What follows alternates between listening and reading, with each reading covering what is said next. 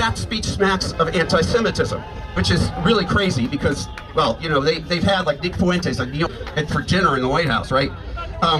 So we have Mahmoud Khalil, a student from Columbia University, Mohsen Madawi, also Columbia University, and Rumeysa Ozturk from my alma mater, Tufts University.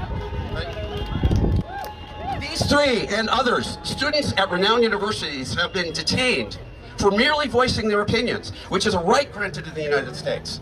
It's inherent in the Constitution.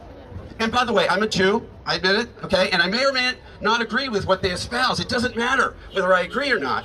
They have the right to express their opinion. But this dump truck, yes, this dump truck administration insists that, as a Jew, if I'm not for the freedom to protest the policies of the Israeli government, then I'm not loyal to Israel, and I'm not a real Jew. Nonsense, of course.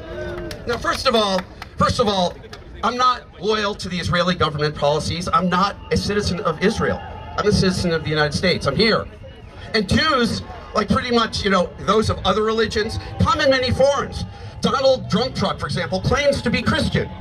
But I get to see him act in any sort of Christian way, like welcoming those who are less fortunate or poorer than him. And get this, you may not know this, one of Donald Dump Truck's main advisors, Stephen Miller, also known to some as Pee Wee German, I don't know if you know that, is a Jew.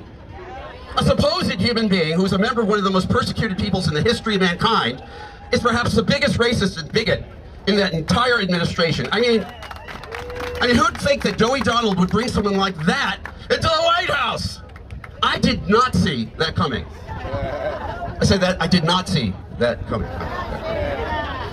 So I want to say to Donald Dump Truck, ask you, don't tell me how I need to think as a Jewish person, and hell, you don't get to speak for me about anti-Semitism. You don't get to use anti-Semitism as a sledgehammer to get your way. And as a con artist who is also a convicted rapist, convicted felon, and convicted fraudster, yes he is, Donald, you don't get to tell me about my morals and ethics. Yeah.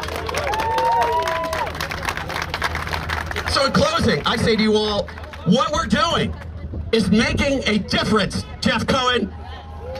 Yeah.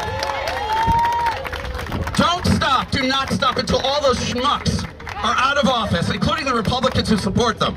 Vote blue, no matter who, and let's keep this going! Thank you!